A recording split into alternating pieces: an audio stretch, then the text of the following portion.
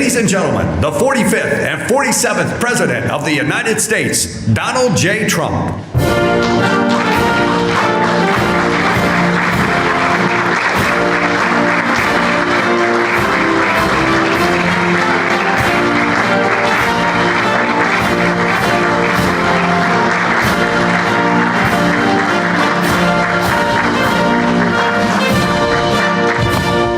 Well, thank you very much. It's been a pretty wild time, but it's going very well. Sit down, please.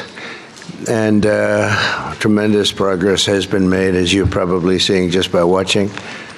We're doing something. I built the military and rebuilt it and made it really strong in my first administration, along with a lot of other things we did. We had a great first term. And now we're using it. Unfortunately, we have to. But you're seeing how great it is. There's no military like it on Earth, not even close. And we're doing very well in Iran. You see the result. And it's been amazing. We've knocked out 42 Navy ships, some of them very large, in 3 days. That was the end of the Navy. We knocked out their Air Force. We knocked out their communications, and all telecommunications is gone. I don't know how they communicate, but I guess they will figure something out. It's not working out too well. And they're bad people. They're just bad people. When you look at October 7th and beyond October 7th, look at all the killing that they've done over the years, for 47 years. And this had to be done. They were very close to a nuclear weapon. They would have had one if we didn't do our B-2 hit, Midnight Hammer. They would have had it 8 months ago. They would have had a nuclear weapon, and, you know, they're crazy, and they would have used it. So we did the world a favor. And they said, well, how are you doing on a scale of 0 to 10? How are you doing with the attack? And I said, about a 15, I would say, with 10 being the best. But it's something that had to be done, and we're doing it well. And I want to thank everybody involved. I'll be going right after this. I'll be leaving for Dover, very sad situation, to greet the families of the heroes coming home from Iran, coming home in a different manner than they thought they'd be coming home. But they're great heroes in our country, and we're going to keep it that way. There's always, when it comes to war, there's always that. But we're going to keep it to a minimum, I think, Pete, and going to be something, a service that we're really providing, not for the Middle East, but for the world. These were sick people, very sick people. This morning, I'm honored to welcome distinguished heads of state from across the Western Hemisphere for the first Shield of the Americas Summit. And it's something very, very special. Marco's been working on it very hard, so have a lot of other people, because it's a very important place for us. It's nice to be home. It's very, very important. You know, we go all over the world, 9,000 miles away, 12,000 miles away. I said, how long is this flight? Sir, this flight is 19 hours. I said, oh, that's great. I said, now I have flights that last for 2 hours. I like that better. Much better. But on this historic day, we come together to announce a brand new military coalition to eradicate the criminal cartels plaguing our region. And you have a lot of it. One of the things when we were talking backstage, you were telling me the crime, the cartels, and we're knocking the hell out of them where we can. We're going to go heavier. You saw what we were doing with the boats coming in. The boats, there's not a lot of people coming in by boats anymore. We knocked down drugs coming in by sea. Drugs coming in through water is down 96%. We're trying to find out who the other 4% are, because I think they're the bravest people in the world. Either that or they don't watch television, right? They're either very brave or they're not watching. But we're calling this military partnership the America's Counter Cartel Coalition. And that's what you need. You have cartels. They seem to grow in this region unbelievably rapidly. It has to do with drugs largely. Earlier this week here in Miami, Secretary of War Pete Hegseth, who's right here. Pete, you are fantastic, doing a great job. We're proud of you. And representatives of 17 different nations formally entered this new alliance. The heart of our agreement is a commitment to using lethal military force to destroy the sinister cartels and terrorist networks once and for all. We'll get rid of them. We need your help. You have to just tell us where they are. We have amazing weaponry, as you probably noticed over the last short period of time. But I want to thank members of the coalition, most of whom are friends of mine. Few of them I just met, but most of whom are friends, many of whom I endorsed. And they took that endorsement and they went on to win big. I haven't had a bad endorsement yet, right? Yeah. He says, yes. He was happy. He was a couple of points down and went up like a rocket ship, right, in Argentina. But the president of Argentina is here, Javier Milei. Thank you very much. Thank you very much for being here. President of El Salvador, another friend, Nayib Bukele. You know, he is a man who we've gotten very close to. I saw him as a young man my first term. You were young and handsome. Now you're older and handsome. You're older and handsome. But he runs a good operation. That's all I care about, right? When I first saw him, I said, he's too young. And then I saw the job he did. I said, well, I guess he's not too young, because I was young and did well. But you've been a great president, and we appreciate the relationship very much. President of Paraguay, Santiago Peña, thank you very much. Thank you very much. President of Ecuador, Danielle Noboa. Danielle, thank you. Thank you, Danielle. President of Panama, I love that canal. Jose, I think he made the greatest deal in history. He bought it for $1. One of our brilliant presidents. I can't sleep over that deal. They gave it to him for $1. Jose Raul Molino, whereas, you know, you made one of the greatest real estate deals in history. Jimmy Carter, one of our great presidents. President of Honduras, Tito Esfora. Thank you, Tito. Thank you very much. Great to see you the other day. President of Guyana, Irfan Ali. Thank you. President of Bolivia, Rodrigo Paz. Thank you very much. Great people. Prime Minister of Trinidad and Tobago. And I have to be very careful with this because, you know, your first name is very similar to a first name that we have, but fortunately it's pronounced different. It's Kamala, as opposed to Kamala. I like Kamala better in many ways. And I just want to say thank you very much, but I had to be careful with that first name. I didn't want to get it mixed up because it would ruin your reputation completely. Right? I said, is this the same pronunciation? No, sir, it's a little different. It's Cam, right? Cam, as opposed to Cam. Well, we don't like Cam. President of Costa Rica, Rodrigo Chavez, as well as the President-elect of Costa Rica, Laura Fernandez Delgado. So thank you very much. Thank you very much. And the President of the Dominican Republic, Luis Abinader. And so many of my friends are in the Dominican, including the Sugar King, right? He is indeed the Sugar King. He got a lot of sugar. I don't know if that's good or bad, but he's got a lot of it, right? But we're grateful to be joined as well by the President-elect of Chile, Jose Cast. Congratulations. It's an endorsement. Gave you a little endorsement. I love when I give endorsements and people win. But you know what? They don't lose. You know, I don't know. I guess it would be illegal. Could you imagine if I could say they spend millions and millions and millions of dollars on a campaign? They're losing, and they beg me for an endorsement. I give them an endorsement. They win by 30 points. and I get nothing.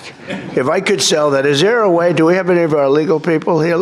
Marco's close enough. Is there a way I could get paid for that, Marco? I'd make a lot. They spend millions of dollars, and I give it for nothing. I could, even if I put it into the Treasury of the United States, it would be pretty good, right, Marco? But Marco's saying this is not a good idea. No, but it's an honor to do it. It's an honor to have that power where I can endorse somebody, and even in foreign countries. Here it was, we had one in this week, 124-0 with endorsements, and so that's good. But now I'm doing foreign countries all of a sudden. To say, sir, would you endorse me? And it's an honor. If I like you, I only do it if I think you're good. You know, if I think you're not good, I've turned down many more than I've accepted, believe me. I want to thank Secretary of State Marco Rubio for his leadership in organizing this really important summit. He's fantastic. He's a fantastic Secretary of State. And thus far, look, we've had the most incredible year of any president, I think, by, you know, I ended 8 wars. We're not going to go into it too much today, but what we've done is incredible. And we're going to be doing some incredible things together, because I look at our region, if I can call it that, as being very important. It's been abandoned by the United States for so many years. You know, they went so far away. They went to these faraway places where they weren't even wanted. And a lot of stupid people, really stupid people. But Marco is going to go down, I think, as the best Secretary of State in history. That's my opinion. Now, I'm a little prejudiced because I like him too. But I think he's on his way. So you've done 25%, you got 75%. He's got 3 years left. So he's got 25% under your belt. So far, you're leading. You're very leading by just about a smidge over a couple of pretty great ones. We've had a couple of pretty great ones, right?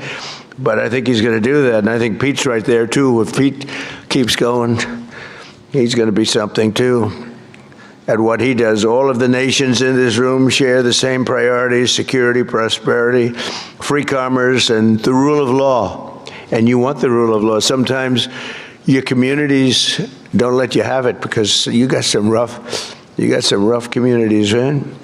That's why together we're also forming the Shield of Americas, a new organization to advance these shared priorities in our hemisphere. And we're pleased to be joined as well by Secretaries Pete Hegseth, Scott Bessent. Scott, thank you very much, Scott. Oh, but it has to be a big deal if you're here. Wow. He controls the purse strings of the country. You know, he goes on television and he just soothes everybody. He did it yesterday. The prices were going. He got on. He's a soothing person. He's actually a killer, but I don't want to say that. No, he's a soothing person. He goes on television. Right, Pete? I think nobody better. So we could use him for war every once in a while, you know, soothe. Although we don't really want that kind of a personality for war. We want your personality for war. You're just perfect. Howard Lutnick. Thank you, Howard. Chris Wright. Kristi Noem. Along with U.S. Trade Representative Jameson Greer, who you all know and you deal with. You deal very successfully. I ask Jameson all the time, can you get more? Can you get more? He's the king of tariffs, right? But he's very gentle. We want to be very gentle with our friends, right, Jameson? Deputy Secretary of State Chris Landau. Chris, where is Chris? I haven't seen Chris. He's fantastic. He was an incredible student. He went to the best schools, and he was #1 in his class at all times. And Marco saw that and saw the talent he's got, and she said, that's the guy I want as a deputy, and I heard you're doing a great job. Thank you very much. Deputy Chief of Staff Stephen Miller. Stephen is, I don't have to tell you anything about Stephen. Everyone knows. There's nothing, Stephen, there's nothing I can say. He's fantastic, that's all I can say. And Senator Bernie Moreno, who's a credible friend of mine, and he ran a great race. He was not given much of a chance. He was running against a person who was there for a long time and was sort of considered a shoo-in, right, Bernie? And we knocked him out. We knocked him out. He's trying to make a comeback, but we took him out. And Bernie's done a great job. For decades, leaders in this region have allowed large swaths of territory in the Western Hemisphere to come under the direct control, and transnational gangs have taken over and they've run areas of your country. We're not going to let that happen. We'll help you. And bloodthirsty cartels that impose their will through murder, torture, extortion, drug trafficking, bribery, and terror. And some of you are in danger. I mean, you're actually in danger. It's hard to believe. But we're working with you to do whatever we have to do. We'll use missiles. If you want us to use a missile, they're extremely accurate. Boom, right into the living room. And that's the end of that cartel person. But we'll do whatever you need if you want. A lot of countries don't want to do that. They say, oh, sure, I'd rather not have that. I'd rather not have that. I believe they could be spoken to. I don't think so.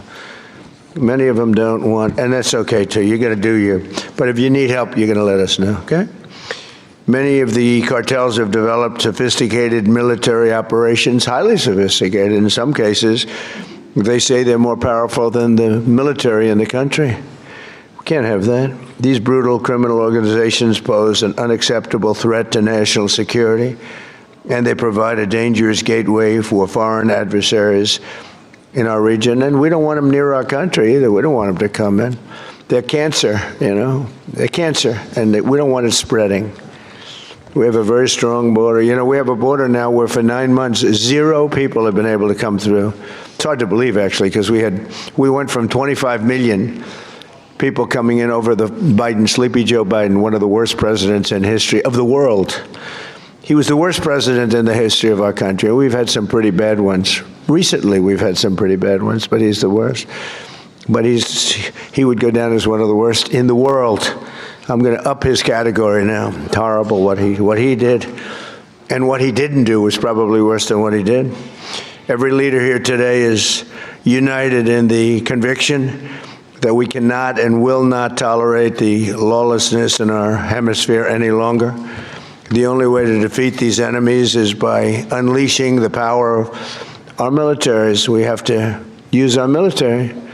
You have to use your military. You can't fight these people with...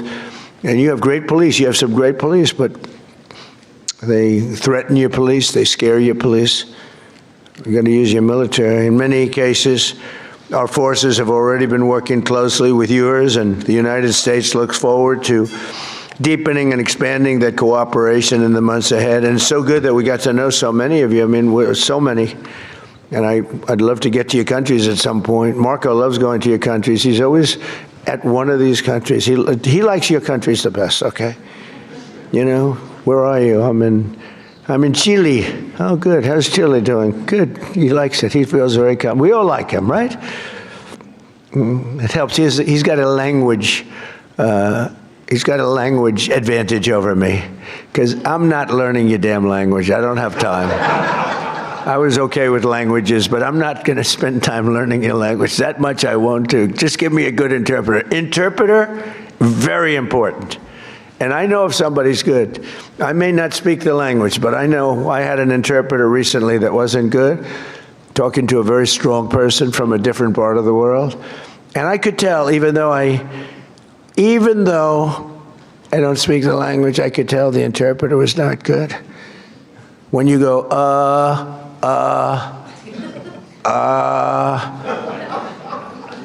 when I give a long, flowing, beautiful sentence, and in this case it was a woman, and she gave it in about 1/4 the time, I said, well, their language may be efficient, but it's not that efficient. And I could also tell when I have great interpreters. Interpreters are very important. You know, you have a bad interpreter. You think you're doing well? Boy, did I do a good job talking to this one or that. Was I great when I spoke to Putin today? Was I great when I spoke to President? Was I great? But if the interpreter isn't speaking right, or is weak, or is ineffective, or is just not good, or not interpreting your words correctly, in one case we had an interpreter who, when she disagreed with what we were saying, she actually changed it. We considered her a foreign minister, right? But no, the interpreter is, I talk about it all the time. interpreters are really important. When you don't speak the language, they don't speak the language, people have no idea. People have no idea how valuable, and I'm on them all the time, people have no idea how valuable a good interpreter is. But over the last year, the world has witnessed the supreme power of the United States. We're the most powerful military country in the world. Again, I rebuilt it I spent so much time rebuilding it, over $1 trillion, and now we just had another budget. We may be going to $1.5 trillion. We're building a thing called a battleship, like in the old days, remember? We have a Secretary of the Navy, and he suggested, I've always said, why don't we have battleships anymore, shooting big bullets instead of, $3 million rockets? And they said, well, sir, we just don't have them. Nobody could give me the answer, but we're actually building 10 of them. And I said, you remember the old ones you'd see Victory at Sea, remember Victory at Sea? And you'd see these ships going through those waves like the waves were nothing, although the waves are pretty powerful. They knock out a lot of territory, but you'd see these incredible, they're pieces of art. Beautiful, most beautiful, the big battleships of the 1940s, right? Power. I said, well, would we ever want to bring them back? Because we have some of them, they're museums and other things. And they said, sir, the new ship is 100 times more powerful than what we were looking at with those guns and amazing, right? 100 times. I said, you sure it's not maybe 90 times? 100 times more powerful. And we're building 10 of them. Not to use them. We don't want to use them, but by having them, nobody's going to play games. So, just good to have them. We don't want to use them. They'll say, oh, he's very militaristic. I'm the one that ended 8 wars. I'm the one that, and we have another one coming, I think. The easiest was that, and that was just, and as you would understand this, the hatred between Putin and his counterpart is so great, okay? It's so great that, Ukraine, Russia, you'd think there'd be a little bit of camaraderie, there's not. And the hatred is so great, it's very hard for them to get there. It's very, very hard to get there. So we'll see what happens, but we've been close a lot of times, and one or the other would back out. But we're losing, they're losing. It doesn't really affect us very much because we've got an ocean separating. I'm doing it as a favor to Europe, and I'm doing it as a favor to life, because they're losing 25,000 souls. Think of that every month, 25,000. Last month, 31,000, both sides, 31,000 people died, mostly soldiers. So I have an ability to get those things done, bring people together, and I did great with so many. India, Pakistan, that was going to be a disaster. I was raging for a number of days. I did that through trade. I used tariffs and trade, and it was amazing. But we did amazing. One was 32 years, one was 34, and one was 37 years, and we got it done very quickly. And we'll get this one done too. But the hatred is hatred's an amazing thing. People do bad things, and people don't get things done when the hatred is too great. That's a lot of it. Just as we formed a coalition to eradicate ISIS in the Middle East, we must now do the same thing to eradicate the cartels at home. So we did eradicate ISIS. Now, during the 4 years, we had a rigged election. You probably read about it, probably heard something. So it gave me 4 years to contemplate and to stage my comeback. I staged big comeback. They say it was a comeback. I didn't think it was a comeback because I had the people on my side. So I didn't view it as a comeback, but they did everything possible during that 4 years. They're crooked politicians, dirty cops. They're dirty cops. They did everything possible to make it impossible for me to win. And I won in a landslide. But during that period of time, I learned a lot. And I learned how you people, and I saw it so badly, how you're suffering with what's happening with the crime in the region. And I said, if we ever come back, we're going to eradicate that crime, and I'm going to work with you. And if you want, we're going to do it. We can do it pretty easily. As part of our commitment to countering the cartel presence in our region, we must recognize the epicenter of cartel violence is Mexico. The Mexican cartels are fueling and orchestrating much of the bloodshed and chaos in this hemisphere, and the United States government will do whatever is necessary to defend our national security and to protect the safety of the American people. No, look, it's coming through Mexico. And I like the president very much. She's a very good person. She's got a beautiful voice, a beautiful woman, but beautiful voice. President, President, President. I said, let me eradicate the cartels. No, please, President. We have to eradicate them. We have to knock the hell out of them because they're getting worse. They're taking over that country.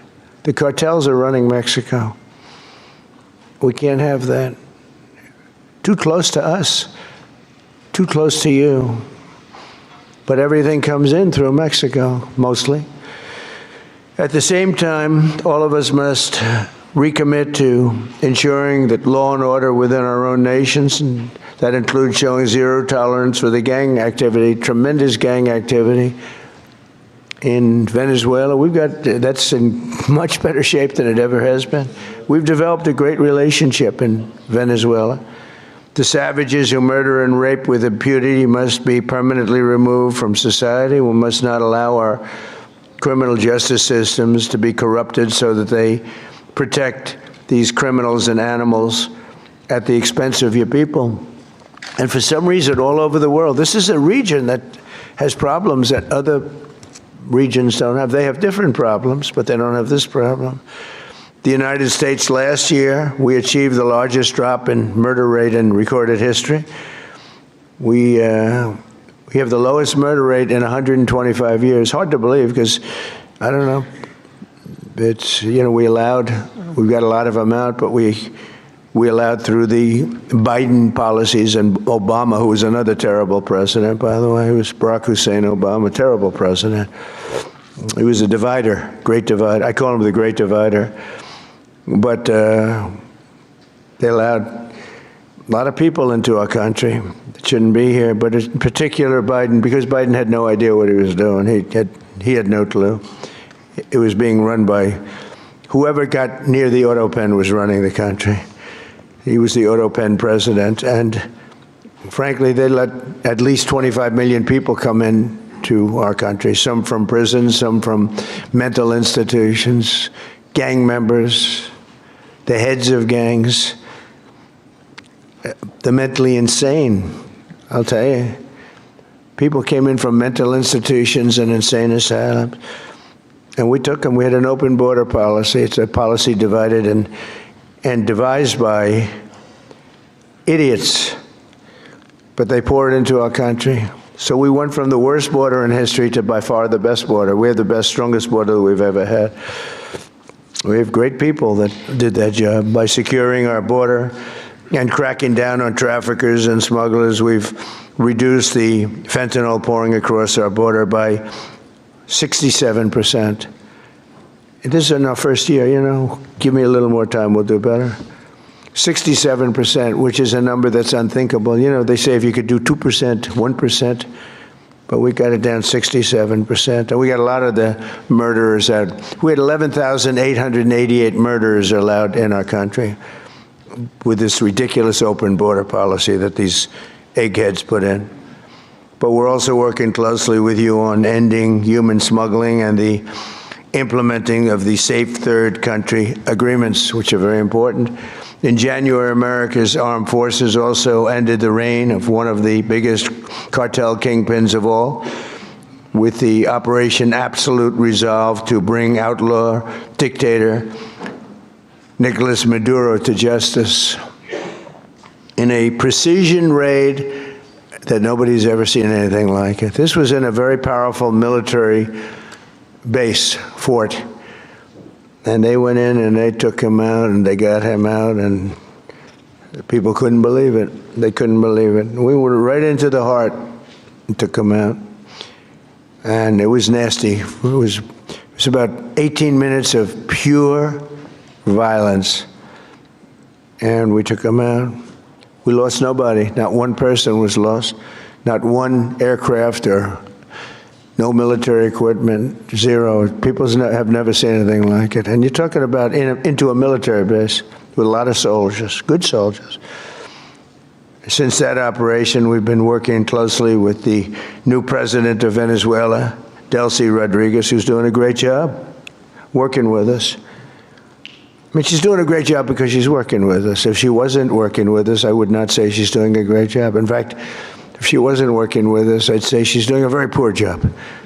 Unacceptable. No, but she's doing a great job, Marco, right? And she gets along great with Marco, and we're taking out tremendous amounts of oil. They're making more money now than they've ever made. We have the big oil companies, and they are making more money. We're getting some. They're getting a lot. They're making more money now than they've ever made in the history of their country. Can you imagine? And it's being spent properly, and they're watching it closely. And I'm pleased to say that this week we have formally recognized the Venezuelan government.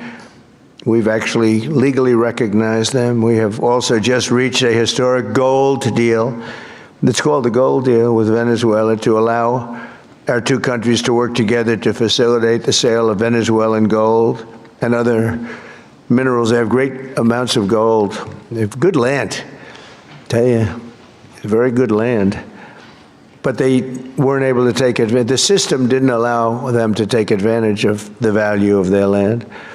As we achieve a historic transformation in Venezuela, we're also looking forward to the great change that will soon be coming to Cuba. Cuba's at the end of the line. They're very much at the end of the line. They have no money, they have no oil, they have a bad philosophy, they have a bad regime that's been bad for a long time. And they used to get the money from Venezuela. They get the oil from Venezuela. But they don't have any money from Venezuela. They don't have any oil. They don't have anything from... People can't even... They land in Cuba. They can't get gasoline to fly out. They have to leave their planes behind.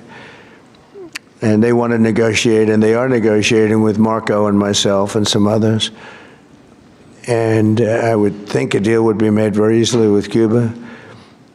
But for 50 years I've been hearing, as a little boy, I'd be hearing about Cuba. Cuba's a disaster. But I've been hearing so much about Cuba. But Cuba's in its last moments of life, as it was. It'll have a great new life, but it's in its last moments of life the way it is. And but our focus right now is on Iran. And we'll do that. I would say, what will you do? Take about 2 days off, Marco? No, he won't. Maybe an hour. He'll take 1 hour off, and then he'll finish up a deal on Cuba. That'll be an easy one. But it'll be the entire region that we're doing that. Many of you have come today, and they say, I hope you can take care of Cuba, because you've had problems with Cuba, right? You mentioned. I was surprised. But 4 of you said, actually, could you do us a favor? Take care of Cuba. I'll take care of it, okay?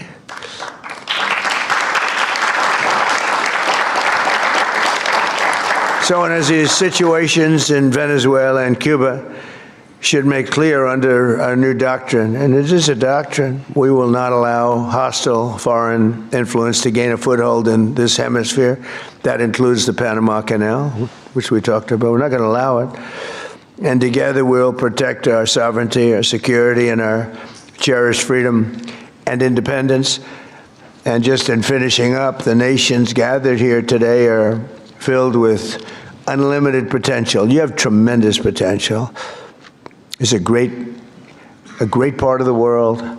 But to fulfill that tremendous potential, we must smash the grip of the cartels and criminal gangs and horrible organizations run by, in some cases, absolute animals, and truly liberate our people. And some people are afraid to do it because they've gotten such a foothold. But I think you can get out of that, and we'll work with you if you need. With the courage and resolve of the leaders in this room, great leaders will make our nation safer, stronger, richer, and more successful than ever before. So I want to thank you all very much for coming. I look forward to the incredible progress that's soon to come. You're going to see some incredible things. And now I'd like to ask Secretary Rubio and Secretary Hegseth to say a few words, and then I'll sign a proclamation formally launching the America's Counter Cartel Coalition, which is what it is. It's a counter cartel coalition. And thank you all for being here very much. Appreciate it. Thank you.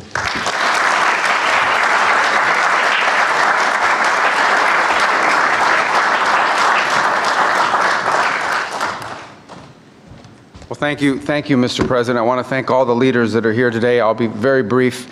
First of all, Mr. President, thank you for making this region a priority. We've had successive American presidents say that the Western Hemisphere is going to be a priority, and they never do it.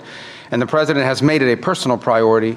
He's also a president of action. It's why I believe he will go down as the most historic figure, one of the most historic figures in American history, and certainly of the last 100 years, because of what he has been able to do and is doing right now with the Western Hemisphere. Thank you for your bold leadership. It's an honor to be able to serve in your administration.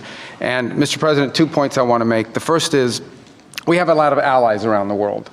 And we are grateful for our allies. And the countries represented here today, all 12 of the leaders here are allies. But they're more than allies. They're friends. At a time when we have learned that oftentimes an ally, when you need them, maybe may not be there for you. These are countries that have been there for us, and these are leaders that are not just allies, they are friends. And they are always willing to work and cooperate with the United States. And we're grateful to them. And as you said, Mr. President, these are also countries with extraordinary potential. Some are fulfilling it, some are well on their way to fulfilling it, and this is important. We want to be a partner with you in that. We want the world to see that when you are a friend and an ally of the United States, it is a good thing. It's reciprocated. It comes back the other way as well. And so the fact the President is here today and making this a priority is so critical. If I may, because some of these cameras cover in Spanish. You all right about that? Oh, good. Please. We don't need an interpreter for this one. Quiero darle las gracias. I think I'm a good interpreter. You'll find out in a second. But las gracias a los países que están aquí hoy. Estos países, primero, el presidente ha hecho esta región una prioridad en su administración. Hay muchos presidentes que han dicho que lo van a hacer, pero él lo ha hecho y se lo agradecemos. Y muy agradecido a los 12 países que están aquí hoy. Estos son países que no solamente son aliados, son amigos. Son países que siempre responden cuando hay una necesidad y trabajan en conjunto con nosotros, y queda mucho por hacer. Estos son países que tienen una gran población, mucho potencial, y queremos ser sus socios en desarrollar sus países, sus economías y su seguridad. Y le doy las gracias de verdad por estar aquí en el día de hoy con nosotros. Que Dios bendiga a todos esos países, a los Estados Unidos, y gracias como siempre por la cooperación. Seguiremos trabajando en conjunto y vamos a hacer cosas muy buenas, muy importantes para esta región, que van a hacer que en las generaciones futuras nos van a agradecer la labor que estamos haciendo en el momento de hoy. Thank you very much. Thank you. Is he better in Spanish or in English? I think he's better in Spanish. I mean, it's great. Pete, please. Thank you, sir. Mr. President, I only speak American. That's right. I speak Cuban. Well, Mr. President, it's an honor to be here and to establish in this hemisphere peace through strength. For far too long, our country's gaze was only on borders in far-flung places.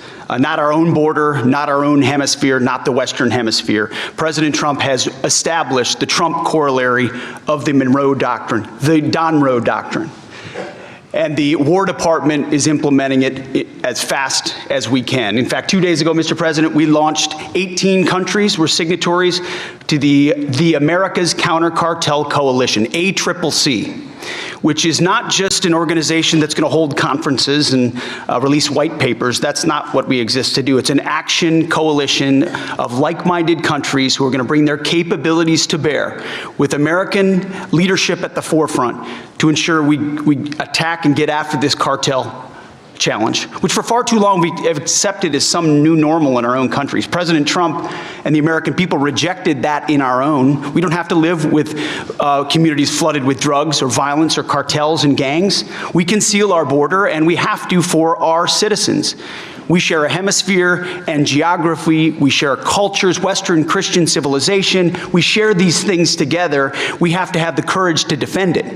And we have a commander-in-chief in our country who's set that compass heading. And at the War Department, we look forward to working with all of your countries and more that are not here to say, with our shared assets and our intelligence and our capabilities, with American leadership, we will go on offense against the cartels. They will know that we're just around the corner. Whether it's drug boats or on land, the America's Counter Cartel Coalition, the ACCC, will be a force for good, for peace through strength in this hemisphere.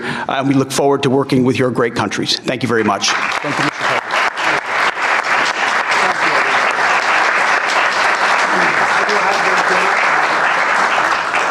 Would you like to come up and surround us here? Thank you.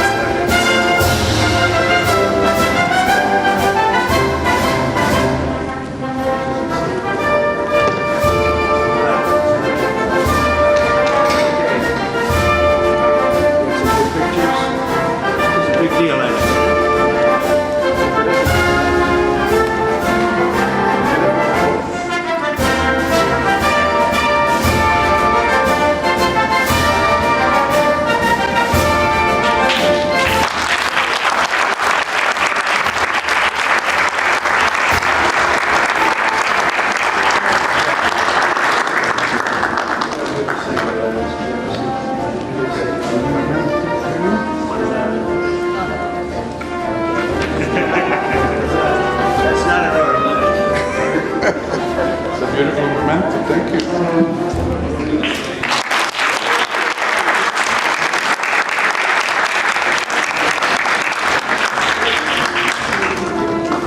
Thank you very much, everybody.